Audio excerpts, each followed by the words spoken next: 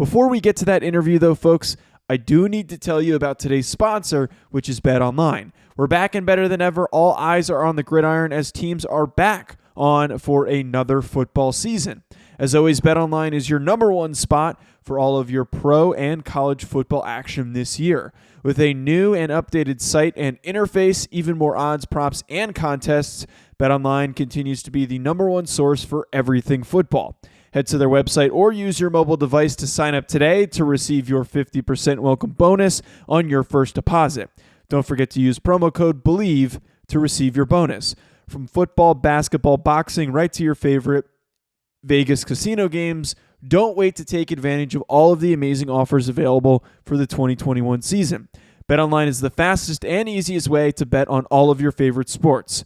BetOnline, where the game starts.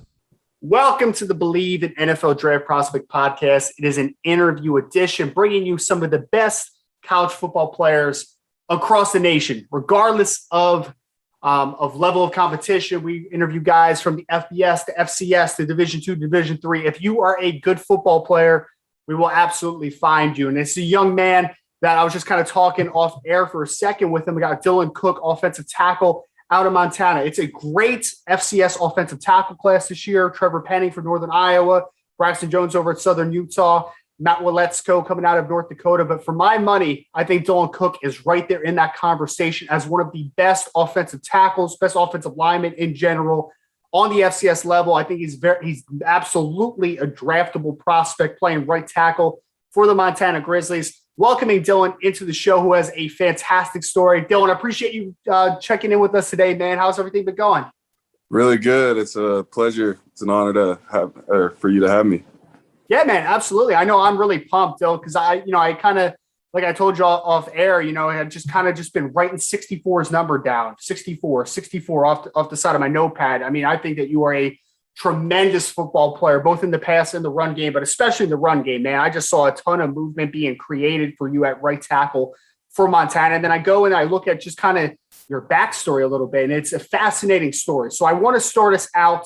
Obviously, you were a young man that came out of high school and was originally a quarterback, a very talented quarterback at that, over 3,000 yards, 30 touchdowns your senior year of high school.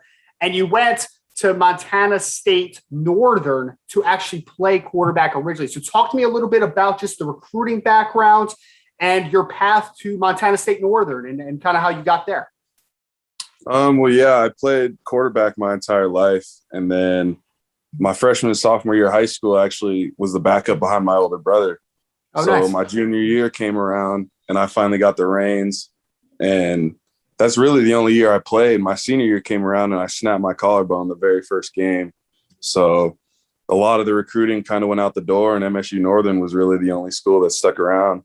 So signing day came around and said, I'm going to Northern, and went up there for 2 years, redshirted my first year, got a little bit of playing time my second year, and went up there the third year and just wasn't feeling it, mentally, and kind of left with no real plan on what I was going to do. And then University of Montana just kind of came out of nowhere and took a shot on me.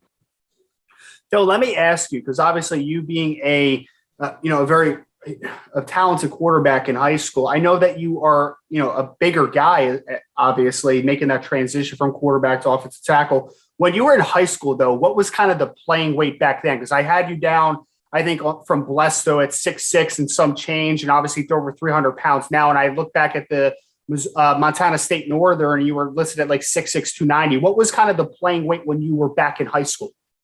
So my junior year, I was around 245 to 250. Okay. And then my senior year, I was 252 on weigh-in day. And then when I broke my collarbone, things just got out of hand mentally and kind of got a little lazy. And that's where that 290 comes from. But I went back up my sophomore year, trained real hard that summer and got down to 255, 260. Okay. And then played that season at that weight and actually came to Montana at 255. So I had to put on, if I put on 50 pounds or so, and over about 6 to 8 months, and was able to start playing. And were there anybody, just talking recruiting wise, obviously with the size that you had, because it's not even, what your playing weight was, it's just the projectability of your frame, being over 6'6", obviously you wear the weight well. You've shown the ability to wear, higher weight, lower weight. Was there other programs? Because I know you kind of talked about, the recruiting kind of went away after your collarbone injury, but were there before that recruiting to multiple positions? Were there people maybe looking you at tight end, defensive end? Like, what was the recruiting as far as like position? It was a lot of mixture when it comes to like the upper division schools. It was a lot of tight end, offensive line, D line. One that stands out was particularly Army. I actually punted in high school, and Army wanted me to come and be a tight end and a punter. Wow. So, yeah, for the upper division schools, it was a lot of other positions, but for, NAI D2, it was quarterback. Gotcha. And so when everything kind of, the page turned on Montana State Northern, and you made the decision, obviously, to go to University of Montana, even before that, what was the talking point as far as like, hey, want to keep my weight down, want to try quarterback at a school, maybe I can make the transition? Like, when did offensive tackle come into the conversation here? Really when University of Montana hit me up. Like, it was either that or I had one more year to play. So technically I was still a sophomore. So I could have went JUCO. So that was also the decision, to go JUCO and still play quarterback, or come to Montana and play offensive tackle. And, Montana Missoula's an hour and a half away from my home. So I just figured stay home. And once they said they had a spot for me at offensive line, I just love this game so much. I couldn't pass it up. And then talking about that first year you get there, you say you're about 255 pounds when you first get on campus at Montana. What was that first year, making that full transition? How crazy was it? How easy was it? What was just that whole first year at Montana like? It was really instinctive. I was on scout team the whole season, so I kind of went out there the first couple weeks and just tried to survive, against the number one defense. So some of the people that are actually still on the team now, kind of taught me up and gave me tips here and there and worked with me a little bit in the downtime. So that kind of got my technique right and my pad level a little better. And then once I finally got some time in front of coach, he fine-tuned the rest of it and got me into where I am today. And then obviously the next year, talking 2019 now, which, before we started, I kind of told you, I had watched a game from 2019 and I was just, again, who's 64? I need to kind of figure out about this guy. So working into that season, how comfortable were you now, kind of with a year under your belt, learning the position? And just kind of looking back at it, man, like making that transition, how just proud are you of the efforts to make? I mean, because it's not typical, man. Like, you see tight ends go to offensive tackle. You see defensive linemen go to offensive line. You don't ever really see the quarterback to offensive tackle transition. So just what was that first year as a starter for Montana like? It was definitely crazy. I'm not going to lie. I was really nervous going into some games, and I actually got thrown into the fire against Oregon, and, Kayvon Thibodeau kind of welcomed me to college football. But I feel like I held my own over the course of the season, and it's really exciting to have played that, because now this season, like, I know what I'm doing and I'm prepared to have a big season. And then I kind of wanted to ask you about, obviously, I know it's a negative note for a second, but, obviously the impacts that COVID-19 had, moving a lot of FCS football to the spring. And then, some teams didn't even play, weren't able to play, obviously, in just a season in general. Just talk to me a little bit about the impact of COVID-19 on the team, on yourself, and how you feel like you all were best able to navigate the craziness surrounding, obviously, all the just miscellaneous, testing and trying to figure out when you guys are ultimately going to be able to play again. It was definitely hectic for sure. I kind of looked at it as a blessing, though. A lot of people can't say the same, but it kind of worked out for me. I had time to put on more weight. I was playing in 2019 around 280, 285, and had time to put on some weight, had time to get in the weight room, had time to get in the film room and just sort of perfect my craft. And it actually ended up giving me another year of grad school under scholarship. So that kind of two birds with one stone type of scenario. Yeah, man, for sure. And obviously you're heading into the season, and I kind of messaged you that, it's pretty cool, the kind of the season that you guys got off to this year, obviously with the upset victory in the first game against Washington, and you finish off another victory this past weekend against Western Illinois, 42-7. So talk to me about how excited you guys are just to be back in football, man. It's got to be nice to just have that normal season, get back to business. I know it was a grind, obviously, but now you are back, and Montana is off to a fantastic start this season so far. It's been awesome. Getting back into Washington Grizzly Stadium last night I think we had like 25,600 fans or something. It was unreal. It was, makes the hair on your neck stand up. And the people in Montana have been dying to watch Grizz football. So it was nice to be back out there and give them a show. And I know you're playing on the highest level of FCS football, but it's got to be really nice. You talked about, facing off against Kayvon Thibodeau, obviously probably a guy that's going to go top 5 in next year's class. You got to just face off against Washington, who has NFL players all over the board. What's it like in those games? The ability to play against the quote unquote upper level FBS and be able to pull off an upset like that against Washington. It had to be just cool kind of to test yourself against the best of the best. It was really cool to get into Washington and play against those guys. And I think the coolest part about it was pretty much our whole team that played against Washington also played against Oregon. So everyone kind of knew what we were going into.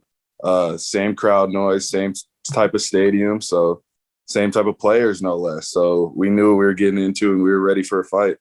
It was awesome. Absolutely. And I'm curious about this one, man, because I usually ask guys like, who was your favorite player growing up? Who's your favorite player now? I'm assuming that it's probably a quarterback kind of with your background, but are there some players, it could be past, present, whatever, that you kind of want to throw out there? Some guys that maybe you watch a ton, you emulate to a degree. And are there any offensive tackles that are now on that docket? I'm a Bears fan at heart. So really Walter Payton was my guy growing up. And honestly, right now, there's a lot of tackles. There's a lot of great tackles to watch. Orlando Brown, watch Rashawn Slater and Bosa go at it today. Penei Sewell, all those guys, all those young guys who are trying to make a name for themselves.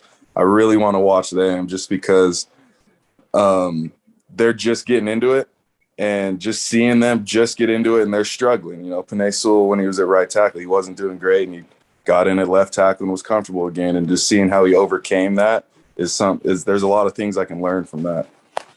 And kind of looking at your maturation as an offensive tackle for a second, Dylan, like talking about, just thinking back to 2018, obviously making the transition, but 2019 specifically, playing a lot of football, and how comfortable you are now. What do you feel like, aside from just kind of the experience, what do you feel like are some of the biggest improvements that you've seen in your game? First, for sure, confidence. 2019, I wasn't too confident in my ability, and it took a couple games for me to get confident, and now I have a high level of confidence in myself. And another thing I learned was really just lower man wins. It's all about leverage, and me being 6'6" in FCS, like there's not a lot of 6'6" defensive ends out there, so just makes me have to lower my pad level even more. And then what's the next step? Kind of just looking for the rest of the season, some things maybe this offseason that you've been really honing in on, kind of taking the next step. Because obviously, like I said, you've already been preseason all conference. Obviously, I think you're on the national radar as far as NFL draft prospects are concerned. What is the next step to go from, hey, great story, but now Dylan Cook is one of the best offensive linemen, regardless of position across the country? Just solidify myself in terms of the run game and mainly the pass. We're going on 2 games in a row now as an offensive line with 0 sacks, and we want to keep that going. We want to keep our quarterback clean. And I think we had 130 rushing yards against Washington and another 200 or so this week. So just solidify myself on that right side and bring my teammates along with me. And I know, obviously, playing in the conference you guys do, you play one of the top conferences on the FCS. I know you have, dates with Eastern Washington. I know you're Cal Poly, in a couple weeks now, but you have Eastern Washington down the road. We have Idaho. We have Northern Arizona, Montana State. Obviously, a lot of great football teams left to play in the regular season. Just what are some expectations that you guys have just from a team perspective heading towards an FCS playoff berth, hopefully? Just stay focused on 1 week at a time, just going 1-0 every week. And we just, as an offense, we just got to give our defense some help. Defense has been pitching shutouts lately, so offense got to pick it up a little bit, and that falls on me and the rest of the offensive line. We just got to do even better.